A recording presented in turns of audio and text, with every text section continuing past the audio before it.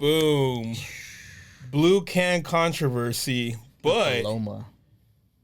it's not what you think. No. Guys, welcome to another episode of the Slightly Atomic Podcast. Like always, it is I, Demonic, with the homie Mario. But you always start from the bottom. Like, they can't I went see like this. you. Yeah, but, I mean, okay, I'll give it to you there. It's transitioning upwards. Transitioning. Is that foreshadowing on what we're going to talk about? Always. Always. We're good with these segues. We are. So, these transitions. we are not drinking Bud Light. That's right. Because Mario decided that he wanted to ditch the USA and go to Mexico to get us these new mix palomas. Well, I didn't go, but knew somebody that did, and they brought me back some. So I'm happy they did. Boom. Cheers. So, I just saw these on TikTok, and everybody kept talking about how good they were. So they're not bad. No, they're not bad at all. For a quick paloma, they're not bad. Yeah, you don't have to make it. That's the best part. They're not gonna mess you up. No. There's no way in hell. Like you can hardly taste the liquor in it. No, you can't. It's mainly more soda. Basically, what a paloma is tangerine soda, aka squirt, and tequila. That's basically all it is.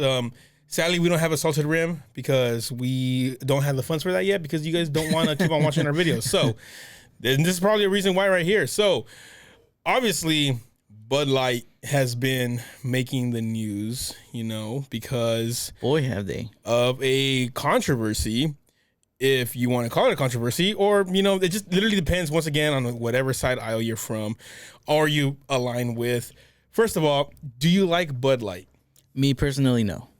Neither do I. It just doesn't taste good. It doesn't. Me, I'm not a Bud Light drinker, and I don't like Budweiser either. Budweiser, I'm not. Yeah, it's true. I'm not a fan of either. I just don't like the taste. That's all. It don't taste good. And I don't drink any light beer. They all kind of taste a little funny. To me, it's more for whatever reason, I feel like it's more like the cheap beer that bars give out because they can fill up the taps faster. You know what I mean? Yeah. That's what I feel like it is to me. But it's very popular. People love Bud Light. Apparently, because it was worth 137 point something billion. You mean it's not anymore? It's not anymore. And what's it worth now? Right now, it is actually worth $5 billion less.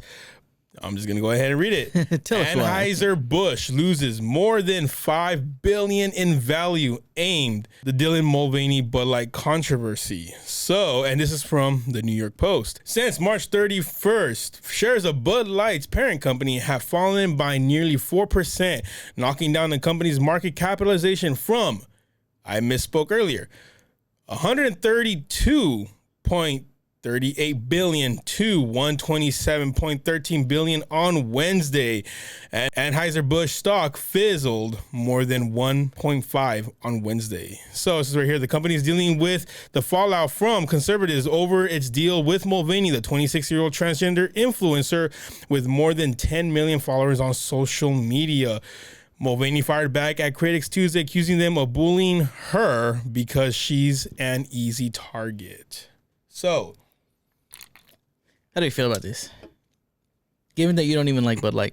So, okay, honestly, before this, you didn't even like Bud Light. I which I still don't. So, honestly, to me, I really don't care what companies do with their marketing or with their brand. Yeah. It's going to take a lot for me to be like, okay, I'm not going to use my money on your company anymore. It's going to take a lot, right? If they're still the cheapest, if I'm still getting the value for my dollar, yeah, it's gonna be a little bit to me. So let's just say if this was, what is my favorite? So Estrella Jalisco right now, right? Yeah, you really do like so that beer. Estrella Jalisco, the micheladas, yeah, right? The chamoy michelada and the mango michelada, right? Those are my favorite ones that I choose to drink right now, right? So if they were to have gotten a spokesperson that happened to be transgender or of something that I not necessarily align with, I'm not going to backlash against it and be like, I'm not going to drink or buy your product anymore. Yeah. Why? Because you can choose to, you can choose your spokesperson who you want. Yeah. Dylan Mulvaney is not their only spokesperson. Right. Yeah. He is one of their spokespersons. They have plenty. Guys, I'm saying he because he's a dude. All right. I don't play that way. I mean, you get offended, you got offended. I really don't care. But, not that I have anything against, transgenders or anything like that, but it is what it is. You're a dude. All right. I'll say she or he. I'll forget. I'm just lazy. Right. I mean, I'm going to read it, as they wrote it. It is what it is. You get offended, you got offended. I literally don't give a shit. All right. See, my favorite beer is Corona or Modelo. Or 805 in the winter. I love 805 when it's cold outside. It's really good. 805. It's good, man. How don't you have do you have an 805 sticker in your truck yet? Yeah, I do. Of course you do. I got one on my truck, on my lawnmower, on my blower. I got one. Okay, can you be any more Mexican? No, that's what we do, man. We just put our logos all over our equipment. All right. But yeah, so if they hired a transgender person to be the spokesperson, I really wouldn't be too bothered by it. I'd just be like, whatever. Personally, I don't care. As long as, I don't know, if they were hotter, I guess that would be my only requirement. I mean, be better looking than this one. Right. Mr. Dylan Mulvaney, Mrs. Dylan Mulvaney, whatever you want to go by. Unmarried, so it's Miss. Miss Dylan Mulvaney. So she, he, it, they, them looks very creepy as a woman. Because I showed you earlier pictures of him, and he was a handsome-looking gay dude. Yeah, not a bad-looking gay dude. Like this dude, picture right here for reference. He's not a bad-looking dude. Why? Just doesn't make a pretty chick. He really doesn't. No, he really doesn't. Does not make a pretty chick. It's sad. Why would you try to transition to look worse? In my humble opinion. And on top of that, remember, he has surgery done on his nose, on his chin, I think even on his Adam's apple to shave it down so you don't notice it more. Yeah. That's crazy. Yeah. So this is after all the surgery and doesn't look good. It's not my taste. That's all I got to say. It's not my taste. I mean, there's, you know what? I've seen some transgender people on TV and stuff, and I'm like, yeah, remember you, did you ever used to watch Maury and Jerry Springer? Yes. They used to have these pageants. Was it man or woman? You couldn't do that nowadays, but back then they would have those, and now it'd be that's a woman. That's straight up a woman. And it's no, it's her. She looks way too fine. That's a woman. And then to be a dude, I'd be like, oh no. There is. So I've been tricked. It is scary how a lot of dudes play women better than women. Sometimes if you got it, you got it. And then if you're drinking way too much Bud Light and you go home with them, then there's this meme where the girl is sleeping on the bed, right? And the dude is facing the other way, and it says right here, only in California. And the woman is thinking, she's like, shit, did I get him pregnant? Oh, that's funny. They're jokes, people. Lighten up. It's if you get offended because it's not a dick, don't take it too hard. People gotta loosen up nowadays. We're talking shit, but at the end of the day, it's mostly that's what we're doing. We're just talking shit. But here's the thing. This is for beer, right? It's just beer. It has nothing to do with gender at all. It's just alcohol. Everybody drinks beer. I think the only problem, I wouldn't even call it a problem. I just know some people who have an issue with the fact that Nike has also decided to jump on this train and also sponsor or hire this Dylan Mulvaney person as a spokesperson for their women's product line. And the only reason I have a problem with it is because this is something that was specifically for women. Right. And you hired someone who's, in my opinion, not a woman to... Not your opinion, it's a fact. Right, it's a fact. It's not a woman, right? This is a guy playing a woman. Right. Literally cosplaying as a woman. That's what you want to do. I mean, that's what you want to do. Go for it. But I mean, this job could have gone to an actual, genetically, biologically.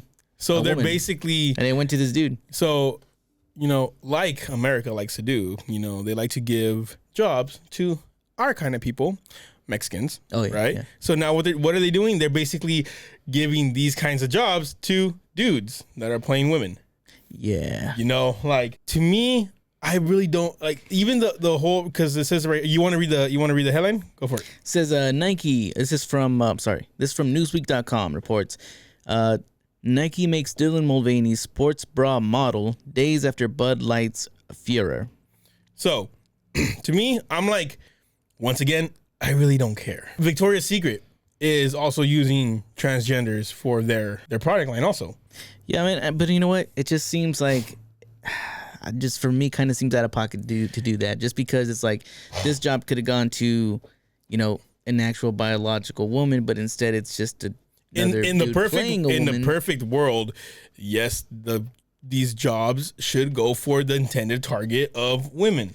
But, you know, I guess trans women also purchase sports bras and things of that nature. Which, so apparently, but like I said, you know, maybe I'm wrong. Who knows? Once again, like I said in the beginning, you know, this isn't the main spokesperson. He's a spokesperson.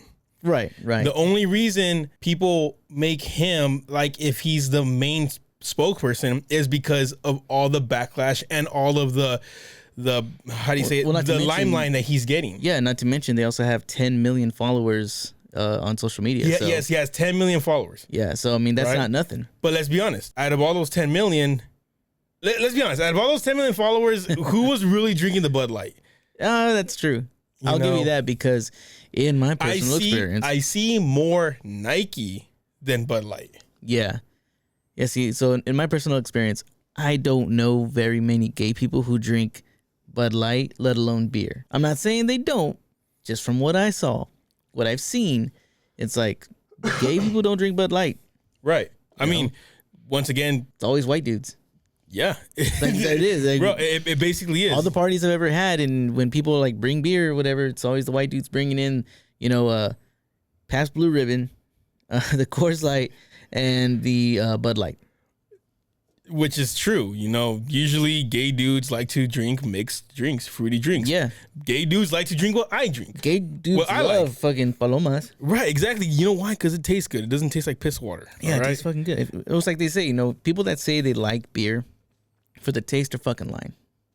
Nobody drinks beer because we like the taste. Right. We like it because it's we say we should say this one's more tolerable than the other one. I'll kind of fight you a little bit on that. Which beer, straight beer, I'm not talking about mixed drink. That includes your micheladas. Right. Which beer do you like the taste of?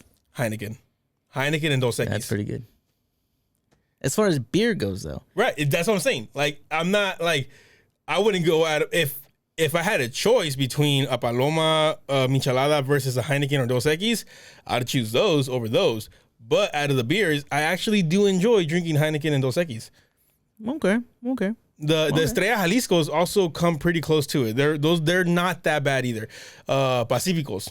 You know, I guess those are also pretty good. I'm over here. I'm wrong on my own fucking thing because you're thinking about Pabst Blue Ribbon. You're thinking about Bud Light. You're thinking about nasty beers. You're thinking about the top. Basically like monopolies of beer in the olden days. Because you know what's true is the beer I do like the taste of, and I'll drink it on its own, just the beer, for the purpose of tasting the beer, is the 805s.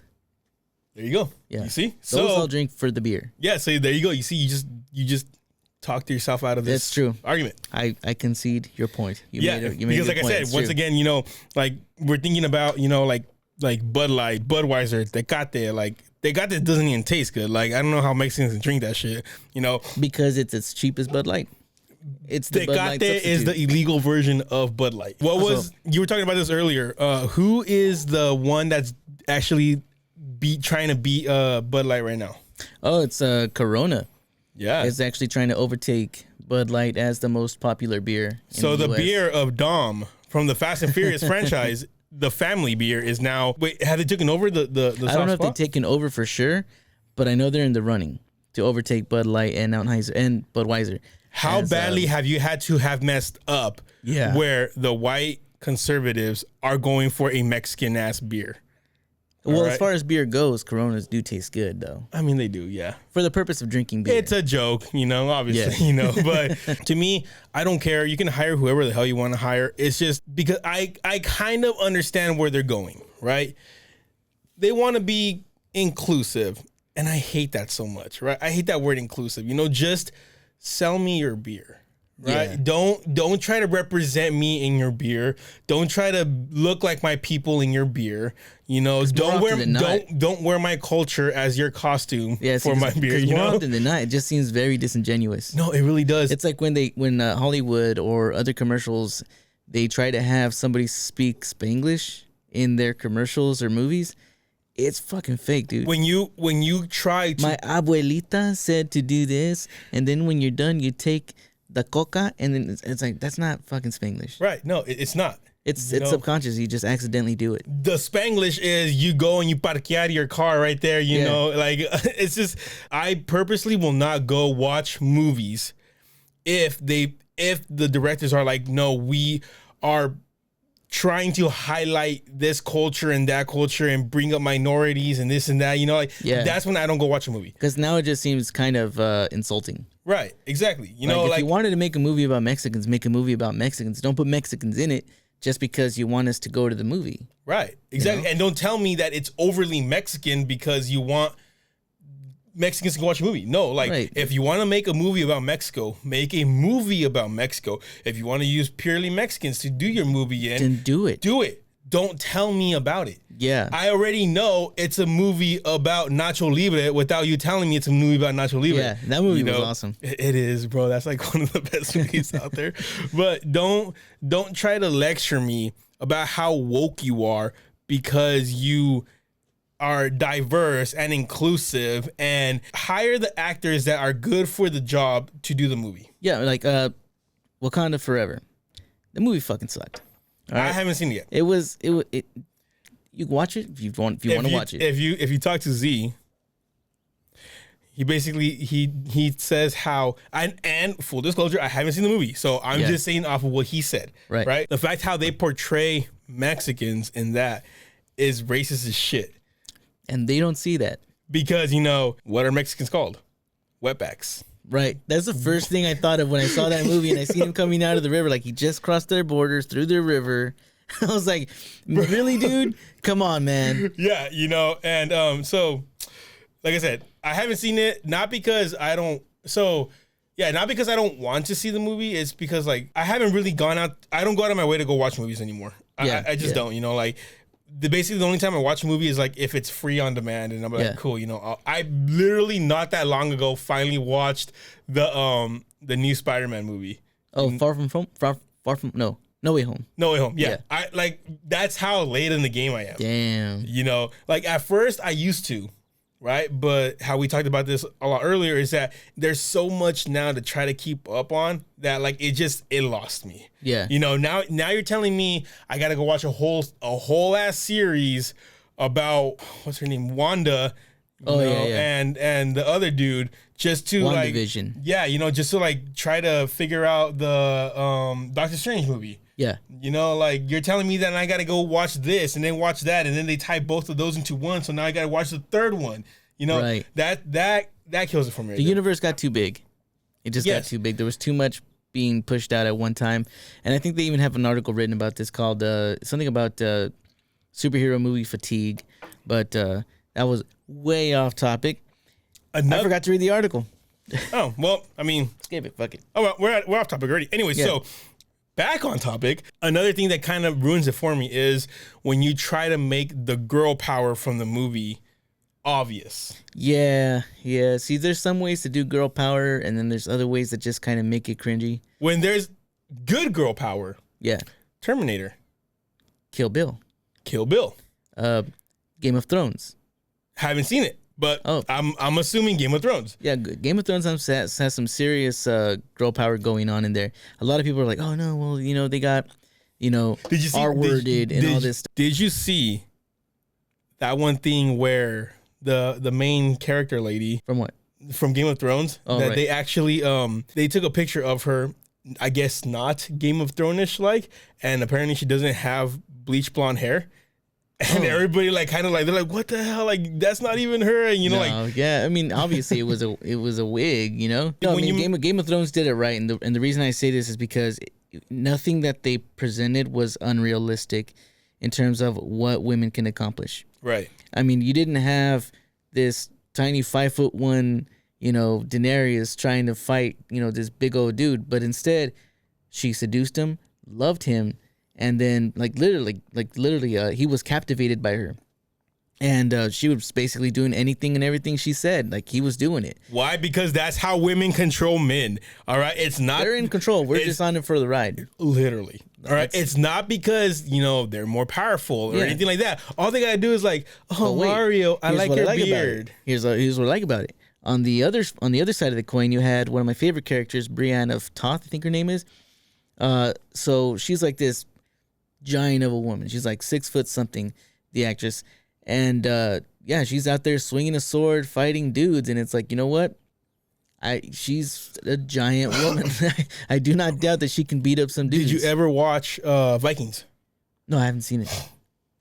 Vikings was so good. Why? Because it had Ragnar Lothbrok, which is basically the main character, which is a dude, but his wife Lagertha on the side, and they were both equal. She went to battle. He went to battle. When he no longer was king anymore, she became queen, and still ruled with an iron fist, right. But was still compassionate when she needed to be. That is if women roles done right, it's obvious, but then again, even historical Viking women were in battle.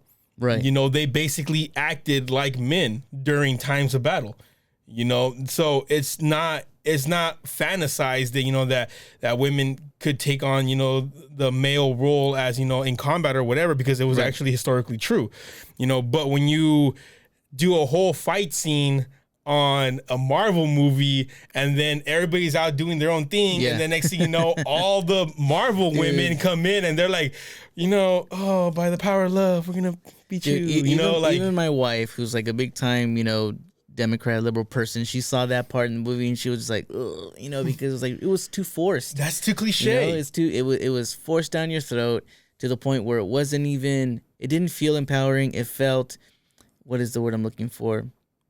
Staged. Staged. In a movie. Staged. I can't think of the word right now, but it was not empowering. It was more like, here, you can have it. Right. And it's like, that's not what they wanted, where you could just here's your your little dose of feminism for this movie. That's another reason why. So I will admit it. Okay. If anything, that feels less inclusive. I'll admit it both ways. She-Hulk, I never wanted to watch because, first of all, it didn't look appealing to me. It just didn't. Right. Yeah. Second of all, because all the critics came out saying that it's like the best thing ever. It was not. When the critics come out praising a movie or a TV show, that I'm like, not for me. Yeah, I wait for the audience score. Like 9 times out of 10 when I watch a movie and I'm looking at the ratings, I'm looking at the audience score. Like, did the people who actually watched the movie for the purpose of watching a movie and not trying to dissect it, not trying to figure out if it was quote unquote woke enough or was it too conservative? No, I want to know, was the movie good? Will you have a good time watching this movie? Here's an example of why I don't care for what critics say. Yeah. Our Lord and Savior Fauci, right? There was a documentary. You mean Brad Pitt? Imagine Brad Pitt playing Fauci. He did. Wait, no, really? Yeah, on Saturday Night Live. Okay, well, I didn't see that. I mean, as a documentary, like whatever. Right. I thought you were being for real. I'm like, what? When? No, you just. I'm like, was it the World War Z movie or what? I know, right? So right here, Fauci, our Lord and Savior Fauci, on Rotten Tomatoes. All right, the tomato reader, which is basically the reading of the critics, is that as of right now, because it was a lot higher then, right? 42 reviews, 86% Rotten Tomatoes. Certified fresh. That means it's a good movie. It's a good documentary. You'd think so. Pause the video right now. Comment down below. You're not going to do it. You're not down. Audience score. And this is 500 plus ratings, right? 2%. Jesus. It's not a good movie. 2%. That's not a good movie. Right? There's people who took the time to watch it didn't like it. Who watches the movie anyways? Like, who? But anyways, like, Just, But you know that they probably tanked the score anyways, because who actually watched? Like you said, who actually watched this movie? right, you know. So, but No one apparently, asked for it. over 500 plus reviews for it have, you know. But there's so many. Let's see the Super Mario Brother movie. All right, this is another one right here. Yeah. Where the critics ratings. I haven't seen it yet. I'm excited. Neither have it. I. But the critics rating does not meet the audience rating, right? So on the Super Mario Bros. Movie, right, it is a tomato meter of 57% out of 223 ratings. Damn. Right? So that's not good. Something's wrong with this movie, according to the critics. It would be. Would you watch something that was like, it's a bad movie? No, the critics said it was bad. I don't want to watch it. Audience score of over 10,000 verified ratings, 96%. Damn. 96% people thought the movie was good. That means 4% are whack. Yes, very.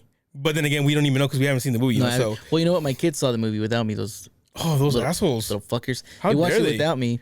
But according to them, they said it was great.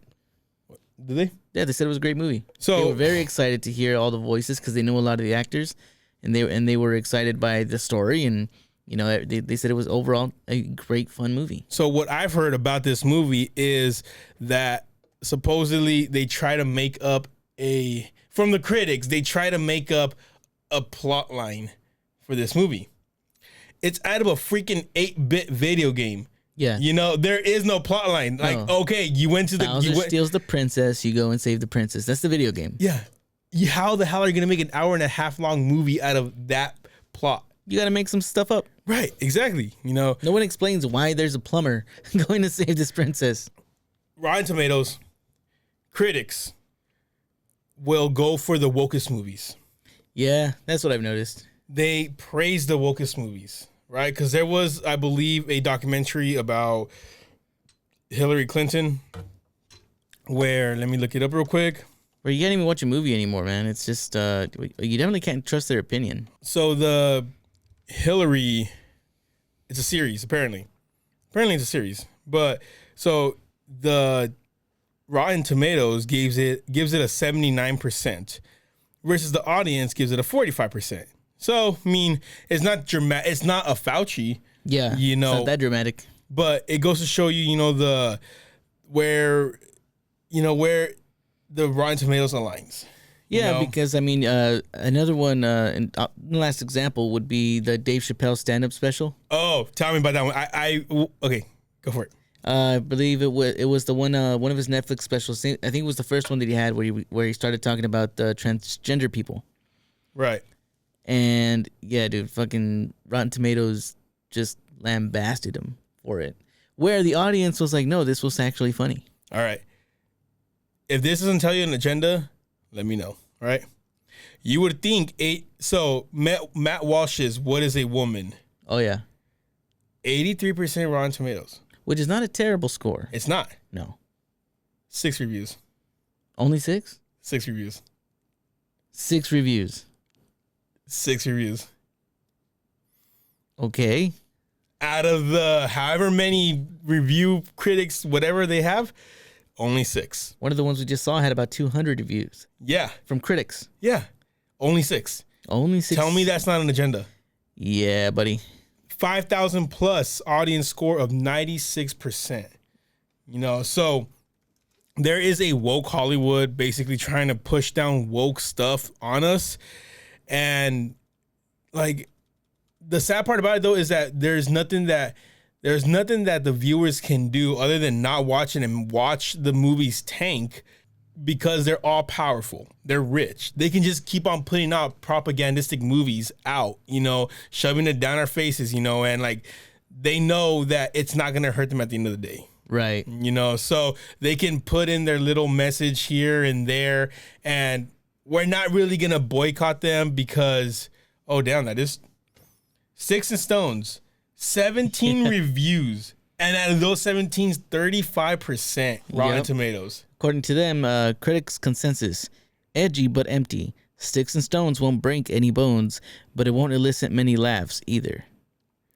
What does the audience say? Out of 25,000 plus ratings, they say 99% fresh. 99% fresh. Coincidence? Yeah. I think not. There's, like I'm saying, there's just, they know they can get away with it. That's why they keep on trying to push the envelope on what they can get away with. Right. Right. Look at one of the best movies I haven't seen it, but one of the best movies that Hollywood has produced, which was Top Gun, the new Top Gun. Right. It killed it in the box office. Let me hold on. And that one actually I haven't seen. I've been meaning to get around to it, but I'm a busy man. So Top Gun Maverick, the opening weekend was the opening weekend to Top Gun Maverick was $124 million over the weekend. Man. So, and it says right here that it's total. Never mind. In total, because this was just the domestic debut, but in total, it was $248 million over the weekend. Yeah. Sounds like people just want to be entertained. Is that such a hard concept?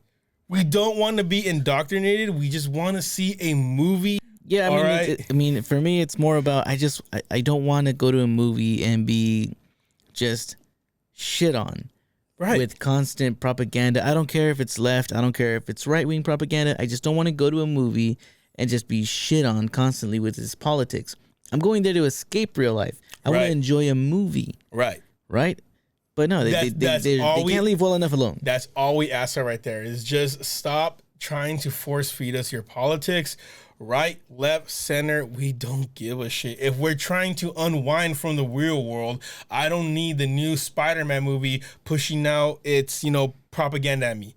I don't know if there's any. I'm just using a very crude example. Like She-Hulk. I don't care about your feministic She-Hulky ways. Just smash something and say the line. Well, she definitely smashed. I saw the show. I personally enjoyed the show.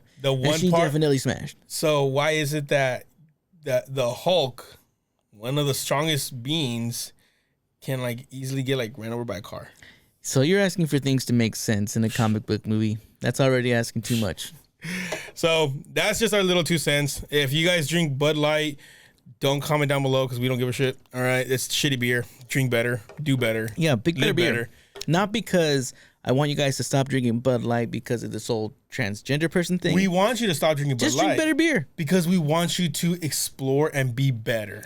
Anheuser-Busch has many better options than Bud Light. They actually do. Which is another thing. A lot of people didn't realize that Anheuser-Busch has it's not just Budweiser and Bud Light. No, definitely. Anheuser-Busch beers.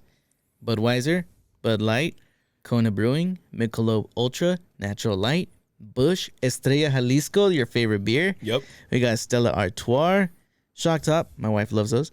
Hogarden, Presidente, never had it, and Land Shark. My brother-in-law likes that beer. So there was this meme. It's not a meme, but Tim Pool posted that up. He said that if you're going to boycott Bud Light, you got to boycott all those companies. You might as well. Because that was just their beers. They're still partnered with craft beers. Elysian, I know my wife drinks that one. She likes those. So far, the ones that I've been seeing, I have not had. So we drink a lot of weird beers. You know what? No, I lied. Golden Road. Golden Road. Yeah, they used to make Golden Road used to make some really bomb ass micheladas too. And then they got Beyond Beer, but yeah, that looks Beyond gross. Beer. Yeah. The hell is a Beyond Beer? I have no idea. Oh, that is for another episode because we're kind of running too long. Guys, do you guys really care about all this manufactured bullshit that's going on about, what they want you to be upset over to not show you that we're going into World War III? Foreshadowing? Maybe. That's what I think this is. A distraction. It's literally a distraction to get you away from what is actually really going on. Yeah. So find that $3 trillion. Oh, sorry, that's a 9/11 reference. Exactly. So, guys, thank you for listening to this episode of the Slightly Out Topic podcast. If you guys wish to comment down below, let us know what you guys think. Let us know, do you guys like Bud Light? If you do, you guys are wrong. All right, is Hollywood woke? Obviously, the answer is yes. Comment down below, guys, and we will catch you on the next one. Peace. All right.